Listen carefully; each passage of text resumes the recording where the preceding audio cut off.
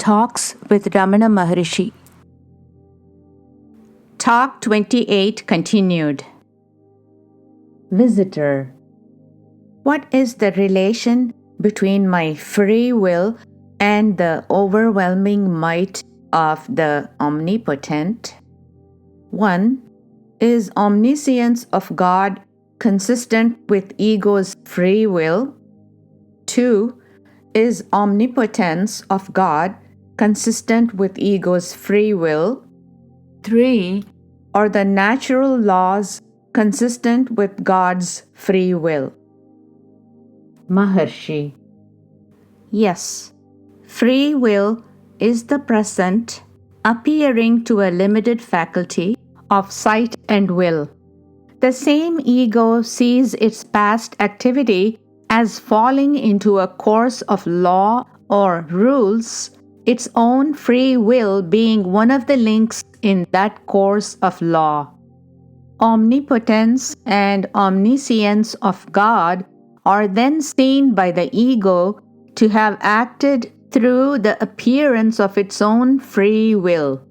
So he comes to the conclusion that the ego must go by appearances. Natural laws are manifestations of God's will, and they have been laid down. Visitor. Is the study of science, psychology, physiology, philosophy, etc. helpful for 1. This art of yoga liberation, and 2. The intuitive grasp of the unity of the real? Maharshi. Very little. Some knowledge is needed for yoga, and it may be found in books, but practical application is the thing needed. And personal example, personal touch, and personal instructions are the most helpful aids. As for the other, a person may laboriously convince himself of the truth to be intuited, that is, its function and nature, but the actual intuition is akin to feeling and requires practice and personal contact. Mere book learning is not of any great use. After realization, all intellectual loads are useless burdens and are thrown overboard as jetsam. Jettisoning the ego is necessary and natural. Visitor. How does dream differ from waking? Maharshi. In dream, one takes on different bodies, and they re-enter this body when one dreams of sense contacts. Visitor. What is happiness?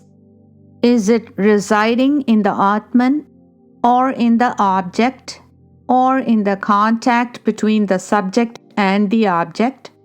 But we do not see happiness in our affairs. When does it actually arise? Maharshi. When there is a contact of a desirable sort or memory thereof, and when there is freedom from undesirable contacts or memory thereof, we say there is happiness. Such happiness is relative and is better called pleasure. But men want absolute and permanent happiness. This does not reside in objects, but in the absolute. It is peace, free from pain and pleasure. It is a neutral state.